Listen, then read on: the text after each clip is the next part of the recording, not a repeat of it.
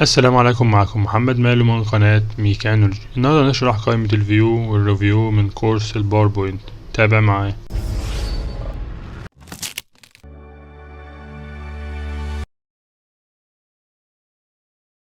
هنبدأ بقائمة الريفيو. أول حاجة معانا في قائمة الريفيو اللي هي السبيلنج، يعني أنت لو كاتب كلمة صح هو المفروض يصلحها لك. أنا دلوقتي هكتب كلمة سكول بس أنا هكتبها غلط، تمام؟ يعني أنا كاتب فيها حرف غلط. لو أنا حددتها كده قمت هلاقي تحتها خط أحمر، الزجزاج الأحمر ده معناه إن الكلمة دي مكتوبة بشكل خطأ، أو أنت ممكن تكون قصد كلمة تانية مش واضحة. فأنا ضغطت على كليك يمين، هو بيقول لك عايز تخليها سكول زي دي، او تختار دي او دي، او انت موافق اللي تكتب كده، او انت عايز تضيفها للقاموس بتاع البرنامج عندك.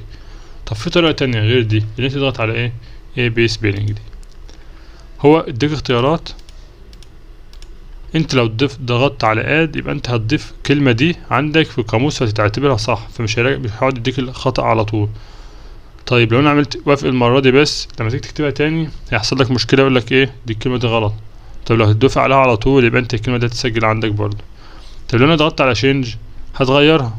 لو شينج قول عن اي كلمة بالشكل ده خليها حولها ل سكول بالشكل ده، تمام؟ هو قال لك سكول معناها يونيفرسيتي او جروب او ترين، يعني حاجة قريبة لكده. فانا هعملها مثلا شينج. طبعا هو دخل لي على القائمة اللي بعدها عشان عندي غلط في الكلمة دي، فهو هيقولها لك بقى، لانه كده هيعمل تصحيح لجميع الكلمات اللي في الصفحة اللي في البتاع بتاعك في الباوربوينت بتاعك اللي انت عامل البرزنتيشن دي. فانا رجعت لك سكول غيرها، تمام؟ عملنا اكس على الكلمة دي، ضغطنا عليها برضو. انت ممكن عندك في الاختيارات هنا عندك ما عادش بقى في عندك تعديل، لان خلاص انت عدلتها. ممكن تعمل سيرش عن كلمة سكول، بس انا طبعا عندنا كل برضو الحاجات فوق في القائمة، فاحنا هنشتغل من القائمة فوق بتاعة ريفيو. ضغطنا على ثريد دي، هو بيقول لك بقى بيجي لك مع المعاني بتاعتها او كلمات قريبة ليها، زي مثلا يونيفرسيتي، كوليدج، الحاجات دي حاجات قريبة ليها. ده البحث بتاعها. طبعا لازم يكون عندك انترنت عشان يعرف يبحث او كده. انا عملت سيرش، هي بس يحمل عشان يجمع الانترنت معاه. فهو دلوقتي بحث لك عنها سكول، كاتب لك لارج جروب، او جايب لك صورية لشكل سكول ده من على ويكيبيديا، جايب لك بحث كتير. وانت طبعا لو انت عايز زيادات بتضيف، تبحث اكتر مش عارف كده. فده لو انت بتبحث، يعني انت لو هتبحث عنها او تبحث عن النت على الانترنت، تدخل على جوجل بتبحث عن الكلمة، لا هو يبحث لك على طول. طب لو انت عايز تترجم من ترانزليت،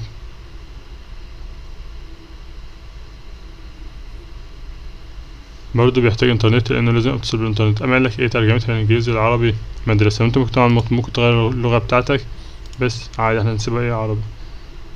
جاب لك كل الحاجات القريبة ليها الترجمة بتاعتها. طب انا عايز اكتب بقى كومنت، عايز اكتب ملاحظة هنا. فانت هتكتب مثلا جنب كلمة سكول دي، هكتب مثلا 2 مثلا، رقم 2. خلاص تمام. فهو تسجل عندك، انت متوقف هنا، فاتح لك دي، يعني قفلت ده اهي، قفلت هنا، قالك ده محمد اللي هو مايل له الجهاز بتاعه كاتب رقم 2. ليه؟ عشان لو حد شغال مع البروجكت ده يبقى عارف انا كاتب له ملاحظة، ممكن ابقى كاتب له كلمة تفهمه انا قصدي بس السكول دي، فده توضيح اكتر. انا مثلا عايز امسحه وهعمل ديليت ليه. لو ضفت كومنت تاني مثلا كتبت في اي كلام برضو، لو انت ضفت، لو انت هتضيف واحد كمان مثلا اهو. طيب ده ما كتب مش محطوط ليه جنب السكول، عشان كنت محددها فتحط جنبها على طول، لكن ممكن بقى مسحبه هنا، احط ده هنا واسحب ده، احط ده. لو انا واقف هنا قمت عامل بريفيو هقوم راجع لده، او نيكست هقوم رايح لده. عايز امسحه بقوم ضغط على على ديليت، عايز امسح ده بقوم ضغط على ديليت. ده الجزء بتاع الكومنت. الجزء بتاع الكومنت مهم لو انت شغال على بروجكت كبير او برزنتيشن كبير، او انت اكتر من حد بتكتب ملاحظات لبعض عشان يفهم انت عامل ده ليه وهو عامل ده ليه. كده اظن الموضوع بتاع الريفيو واضح، اغلب الحاجات بتاعتها شرحناها. جزء القيمة بتاعت فيو بقى، ده الشكل العرضي ليك للمكان. مثلا دلوقتي هنا الجزء هنا بتاع نورمال اللي هو العادي، لو انت عملت ضغطت على دي كده هتلاقيها غيرت، قسمت لك الحاجات دي، الملاحظات بتاعتك، السلايد بتاعتك قسمتها لك. لو احنا اخترنا شكل تاني هتلاقيها عامل بالشكل ده. في النوت في ملاحظات، لو انت تكتب تحتها ملاحظة، لو انت عملتها ريدنج هتبقى عرض كامل زي كده، وتخرج بعملية سكيب. طبعا في الشغل بيبقى النورمال افضل حاجة. لو انت عملت سلايد ماستر بتبقى مقسومة بالشكل ده، بتفتح لك خانة سلايد ماستر. لو انت عايز تقفلها بتعمل كلوز ماستر فيو. بيبقى في اضافات كتير بس مش هتطرق لها الجزء ده. مثلا انا عايز اعمل جايد لاين عشان ابقى عارف دي مكانها فين، ممكن احط مثلا عايز احط دي في المربع ده، عايز احط دي مثلا في السنتر بتاع الصفحة، المساحة دي بقى دي جايد لاين بتقسمها لك ايه 4 اجزاء. رول دي اللي هي المسطرة، طبعا انت ممكن تسحب خط كده عشان تعرف انت فين، فانت تبقى مثلا ايه محدد على الاتنين اقف عندها او اقف او هنا او واقف عندها، بتبقى مسطرة بتعرفك انت واقف مثلا فين بالظبط. نود لو انت عايز تكتب ملاحظات، طبعا عايز تعمل زوم تو ويندو، عايز تعمل زوم لحد اللي عايز زوم قد ايه فيت، يعني اللي تبقى اخد الشكل المعقول بتاع الشكل الطبيعي، عايز تخليها 100% 200% حسب ما انت عايز. الكلر بقى بتاعك اللي هو عايز تخليها كده تبقى ابيض واسود، باك تو فيو كلر اللي انت ترجعها تاني. عايز تضيف نيو ويندو جديدة هتضيف عادي. عايز تغير كانت في برزنتيشن 1 او برزنتيشن 2، انت كده قسمت 2 ويندو، فاهم؟ يعني دي تبقى مقسومة لجزئين، دي برزنتيشن 1 اللي انا ارجع عندها، ودي البرزنتيشن الاساسية. انا بقى عملت 2 يعني صفحتين عشان اتنقل بينهم بسهولة، مثلا في صفحة بعيدة عن التانية فانا بتحب اتنقل بطريقة معينة. ده الجزء بتاع ايه الفيو، كده احنا خلصنا الجزء بتاع الريفيو، قائمة ريفيو وقائمة فيو. الريكوردنج بقى، الريكوردنج لو انت عايز، انا بشرح دلوقتي وعايز اسجل الشرح بتاعي او اشرح عن طريق البرزنتيشن وهو يسجل، هتضغط على دي وتختار ايه ريكوردنج كارنت سلايد، او انت عايز تسجل من ايه فروم بيجينينج. لو انا عملت كده هو يبدأ بقى ايه يسجل من اول خالص، انا بتكلم وبشرح وايه الكاميرا بتاعتي شغالة وبشرح العرض بتاعه ايه شغال، فانا مش محتاج اجيب برنامج تسجيل، لا انا معاك قلم اهو عايز تستخدمه تعمل، عايز معاك تمسح، عايز تغير اللون، تحدد حاجة، ده اللي انت ايه تمشي تشرح بيها وتقف هنا تشرح الكلام ده. عايز تشغل المايك، عايز تشغل الكاميرا، عايز تقفل الكاميرا تشغلها، تشغل المايك تقفل المايك تشغل المايك، ده ايه ده براحتك. عايز تعمل ريبلاي، عايز توقف حاجات ده لو ضغطت على الكود ده يبدأ يشغل، ستوب هيوقف، عايز تكتب ملاحظات تمسح حاجة، فده جزء حلو لو انت عامله الشرح، يعني انت عايز تشرح. انت برضه ممكن تبدأ ريكورد فروم كارنت سلايد، اعمل كلير.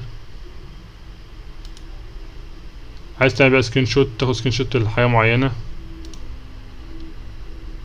هتصور الشاشة بس سكرين ريكورد، ده انا اصور الجزء بتاع الشاشة ده من غير، او اصور جزء معين لو انا عملت سيلكت اريا هصور جزء معين بس مش هتفتح بقى كاميرا والكلام ده، تفتح ايه المايك وعلى قد ايه الماوس بتاعك، يعني مش هديك الخاصية اللي كان عاملها تانية في الشرح، لان دي سلايد شو بتعمل شرح، لكن دي بتعمل ايه جزء تسجيل بس، اللي انت مش هتبقى ظاهر، هتبقى ظاهر صوت المايك بتاعك والماوس بتاعك، مش هديك الخاصية التانية. لو انت مثلا عايز تضيف فيديو او تضيف صوت، تعمل سيف للشو العرض بتاعك، تعمل اكسبورت الفيديو، عايز تحط فيديو في البرزنتيشن بتاعتك برضو ممكن تضيفها من انسيرت، الجزء بتاع تضيف صورة تضيف الحاجات دي موجود ايه في انسيرت، وموجود في الريكورد لو انت عايز تضيف الجزء بتاع الفيديو. طبعا دي قائمة هيلب، لو انت محتاج حاجة بتروح تبحث عنها تضغط على هيلب وتعمل سيرش على الجزء اللي انت عايزه او عايز تفهمه اكتر، مثلا لو انا بتعمل مثلا فيو، فهو بقى بيبدأ ايه اذا بيشرح لك الفيو بتاعها بيعمل ايه والكلام ده وكده.